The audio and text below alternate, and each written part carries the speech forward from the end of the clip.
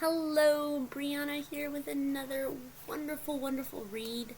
I actually just picked this book up from the library, the Pima County Public Library, today. I love that place so much.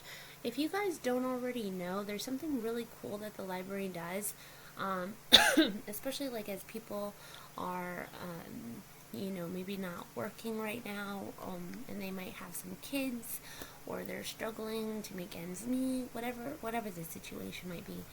The public library does have a really cool resource called the Culture Pass, where each week you're allotted two admission tickets to the Desert Museum, the Reed Park Zoo, all the different types of botanical gardens, all the different types of places that you can go do interesting things at. Even the Children's Museum is part of it.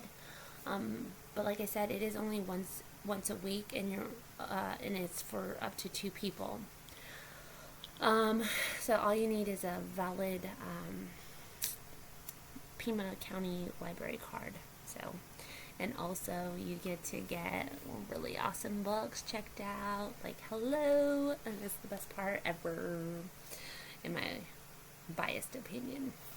But anyways, so moving on to a very heated topic about immigration. Gosh, this book was very easy to read, but also very difficult to read. There were parts of it that I just wanted to cry. I mean, having to feel like you have to flee from your own country because of civil war, and literally getting killed by your own government, by the military people that are supposed to protect the people, the citizens. So this lady was from El Salvador. I believe she left when she was 13, 14. The problem with reading books sometimes for me is that I don't always remember names, or I don't always remember dates or numbers, but I get the gist, the overall gist. Again, this goes back to why I feel like I really have to be able to write down things, but I digress. The point of this is that she was escaping El Salvador in the 70s, I believe. And because it was a brutal time in her country. They were going through a civil war. Apparently America was involved in it because they were trying to stop communism without really caring about the repercussions that were handed down to the citizens of El Salvador. And so the El Salvador people were seeking asylum during that time. There were so many people that were fleeing El Salvador for their safety. Some of them had to leave their family behind because there's a lot of logistics in it. It was really expensive to find people what were called smugglers that would help them escape El Salvador. It was a really expensive thing, and to find out that these smugglers were only in it for their own self-interest, and money corrupts people. We know this, but I think she had tried to escape essentially two previous times, and then finally she escaped the third time, the final time. I wouldn't say she escaped. Well, it ended well for her in the sense because the U.S. allowed her to stay, specifically because she was a key part in being able to persecute the smugglers.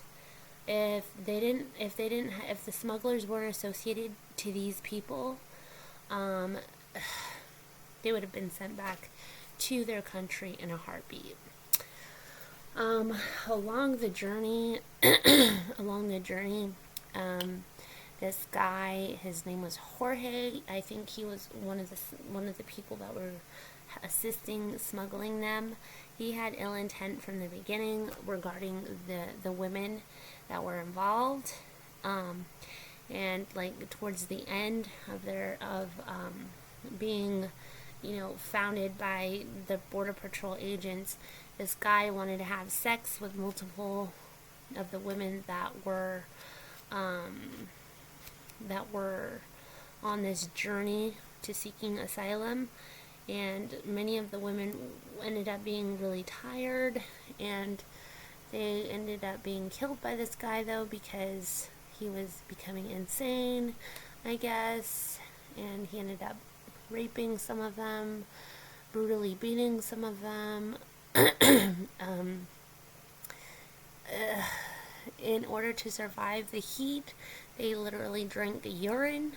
Um, a lot of they even would spread the urine on their body to keep cool. Like, whoa, the things that they reduce themselves to. And like, one of the key points that she talks about in here is the fact that she after she became like a citizen of the United States, because she ended up marrying, oh god, this is so hard to summarize. I'm gonna jump all over the place. I really need to get better at summarizing books, but you know what, this is practice. I'm gonna consider this as practice. I know my videos are always so super duper long because I rant so much. Ugh. But this is gonna be practice because I have a terrible time of like condensing information and organizing it in a cohesive, understandable way. But yeah, she ended up marrying this guy that escaped El Salvador too. He was a little bit richer than she was at the time, so he managed to get to LA a lot easier and smoother than she did. And then she ended up reconnecting with him over the phone. They ended up marrying, they had some kids, and then somewhere along the line, I think she remarries again, but that doesn't work out, and then I don't know if she ended up having more kids with this other guy or the same guy. That was, she left out a lot of information, like a lot of in between, because she just didn't feel like it mattered to the story of what she was trying to get across, which is essentially that because of her ability to survive her journey and her traumas, she wanted to basically extend a hand back to people and to help the people, just like how she was helped by so many different people along her way. Where she was discovered was in Ajo, Arizona. And people, I guess, in that community really understood the El Salvadorian circumstance, due to some other kid that was in school over there. So that community really understood what the El Salvadorians were going through. Radio shows helped her. People would extend their house to her while she was seeking asylum, or waiting like the court cases and everything like that. So yeah, so she wanted to extend a hand out, and spiritually and everything like that, that's what we're told to do. When help is extended to us, we don't, when we step up in the world, and we rise, we don't shut the door and let everything else fall away. We leave the door open so that we can extend our hand to other people so that they can rise too. So that's basically what she's done. She's done work in Sasabe, is it Sasabe, Sonora, Mexico? Something. It was a really small community. in Mexico, where she kind of she bought essentially an old restaurant and she transformed it into a place in Mexico where people could go to, people who were who were deported, what could be able to go to this place. They can go and take a shower because, I don't know, this restaurant had a shower. So she turned it into a place where they can go take a shower, they can brush their teeth, they can get hygiene products, they can make phone calls, they can get legal assistance. She uses the word dignity a lot when she refers to the work that she does and how she wants to have these people return to a place of dignity as human beings. Something that, like, how she alludes to having to drink urine to stay alive. And there's other graphic stuff in here that guy Jorge says that's just, I'm going to leave it out because I don't want to trigger anyone. But yeah, I mean, you're reduced when you're making that journey.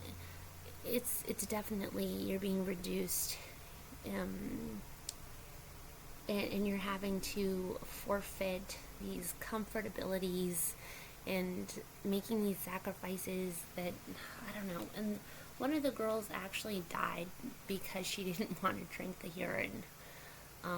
So yeah, she really cares about the having people return to a dignified way. And I think one of the main things she wants to teach people too is that it doesn't take a lot to be kind to people. Like small frivolous things, like a guy that stopped on the side of the road when there was like three of the people that were on their journey with them as they were walking to seek asylum. They were going to seek for help, so they went to the road and they saw a car passing, but the car didn't stop for them. But the car did stop later, a little bit further up ahead, and left a gallon of water on the side of the road for them. So, and then later, obviously, the Border Patrol ended up coming. But just, that's a small little act of kindness. Because obviously, you see these random people, and we all get scared about, crazy things happening, because we all got families to take care of, and we've got things that we have to handle, and the risk, outweighs whatever doing something good. But like, that man managed to find something good to do, which was leave out a gallon of water. But unfortunately, later on in the story, she says how that little restaurant that she had bought, it was doing so well for so long. Even women would go there and, weave these purses that they would then sell on the on their website, and that would allow for them to get some money to take care of themselves and their families, that many of them were still in the other country in which they came from. And they had to shut it down because there was the wars that broke out in Sasabe, Mexico, with the cartels, and they ended up having to shut it down. She was very saddened by this. But still, she has found a way to help people, whether it's helping them at the border, trying to fill out the information, trying to understand the information that is being given to them, this book is really, really good. I liked it.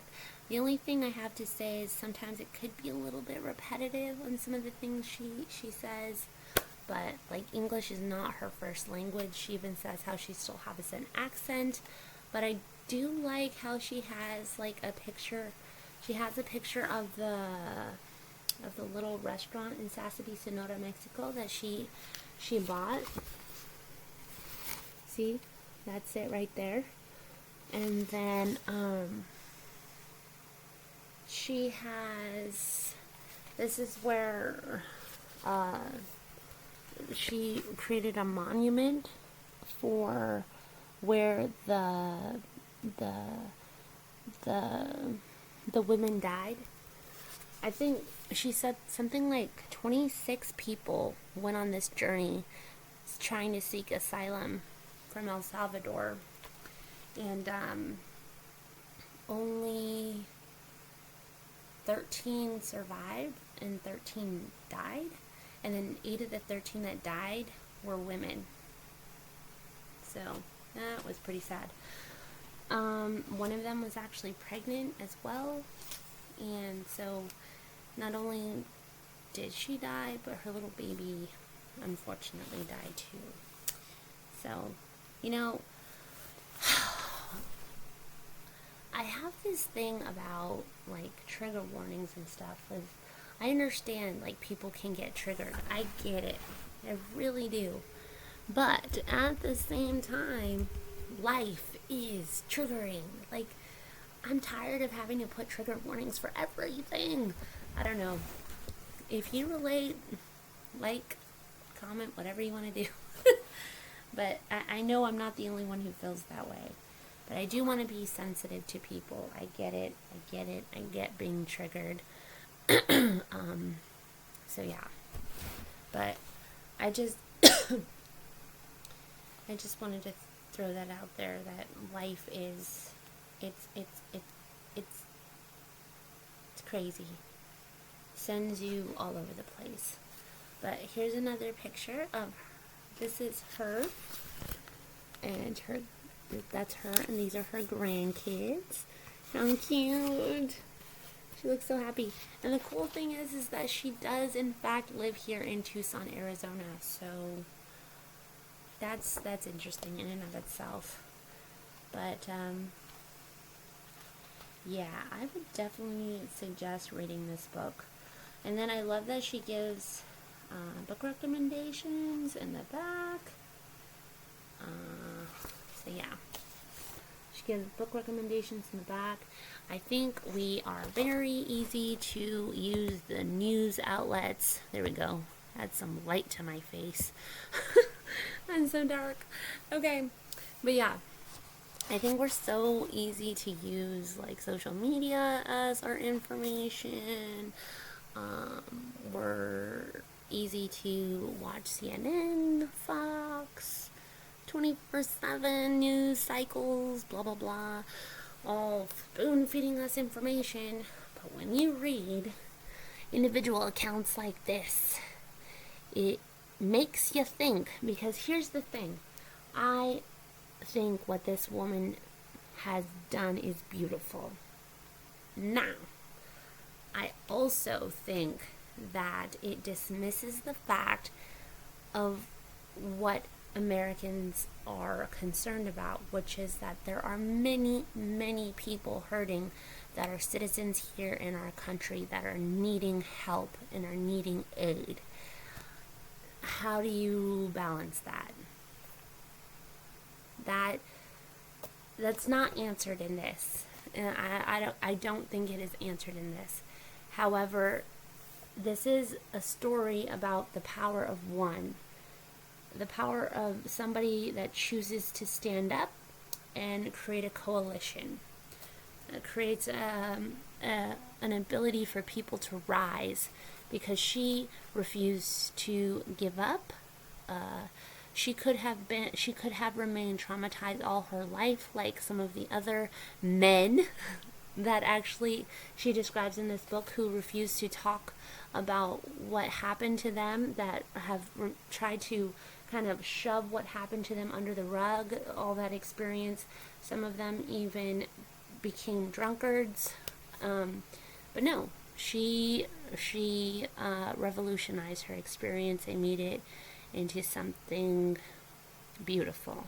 And that's what I think the story signifies beautifully. But again, it dismisses the fact, not intentionally or anything, but I do wish that there was a conversation about that balance, like that we have to balance that. But I think maybe it does answer that in some regards. I'm not sure. Like I said, that's the power of reading books. It gets you to think, it gets you to contemplate. That's what should be happening in our minds. I'm not going to be saying anything absolute about this, but I am going to keep thinking about it. It's food for thought. I'm already at 20 minutes. Jesus Christ. Ugh. Okay, anyways, there's my long ass video. So, sorry. But if you stayed and you watched, thank you.